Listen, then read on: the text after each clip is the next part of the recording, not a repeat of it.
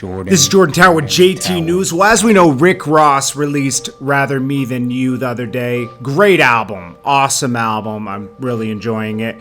And we know he called out Birdman on that album numerous times. You know, talking about free Wayne, pay your producers, how he believes Birdman is now fake, but Birdman once inspired him and he always got love for Birdman, but Birdman does bad business. And then he really expressed how Birdman did DJ Khaled wrong when he signed him and kind of left him in the hole in the red and left him in debt to a lot of people in the city. He also said that Birdman's in debt to a lot of people in his city and he welcomed Birdman into his city in Miami.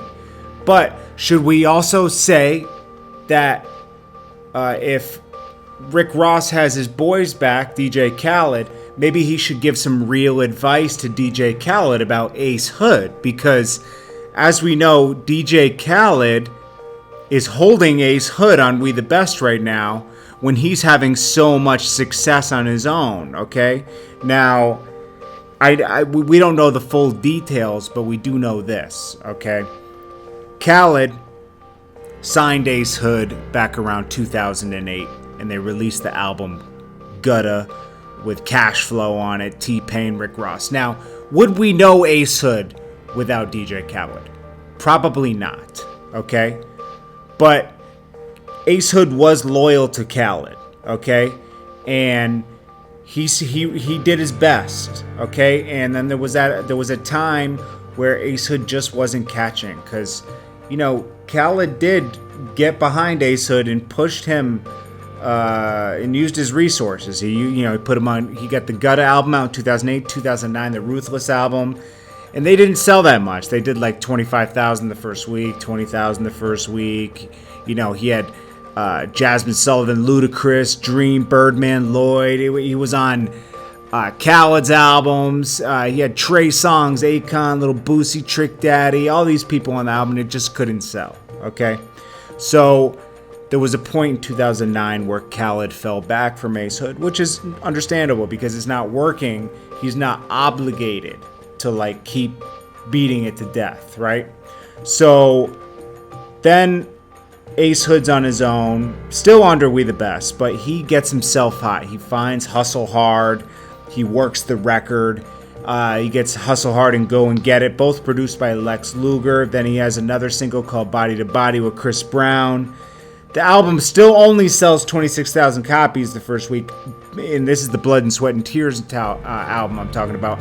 But there was a lot of single success. There was a huge tour. The Hustle Hard record was one of the biggest records of that year. Okay, the album debuted number 8 on the 200 charts. I think they sold gold singles. I'm not sure, but it was definitely very big. Those two singles, you know, Hustle Hard and Go and Get It. Okay, then in 2012, the Cash Money signing happened where DJ Khaled did his few albums. He signed We the Best to Cash Money. And everybody kind of, I guess, got left in the red. Now, around this time, Trials and Tribulations came out. He had Woke Up in a New Bugatti.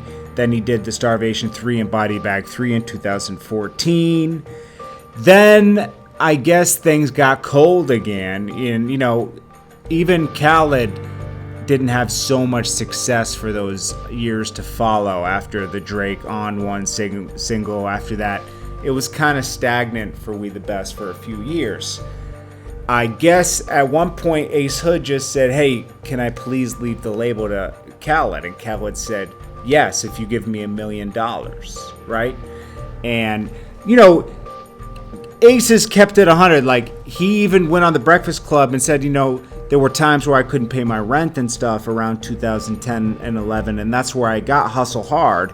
And I asked Khaled for money, and he told me he wouldn't give me any money. And I respect that, okay? I respect that. That's not the problem here. It's just that Ace Hood got himself hot, then Khaled jumped back on it, as he should, as a label, and they worked it, and they made it work, right? And it's not like Ace Hood stopped working after that. He did. It just certain things weren't catching. Okay, so he asked for a release after releasing like 5 albums. Okay, under We the Best. You know, it just wasn't working anymore. He wanted to go do his own thing.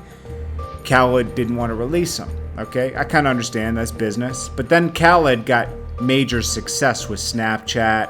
he released his album Major Key.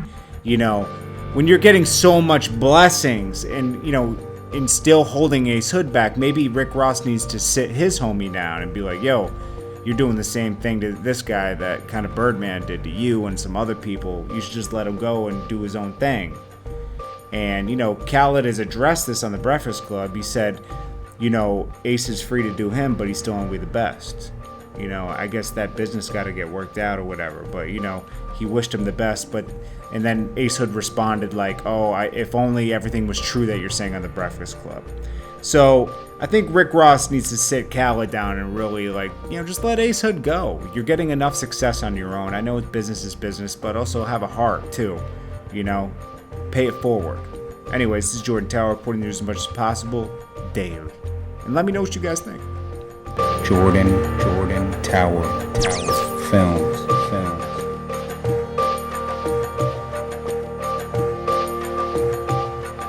Jordan Tower Films.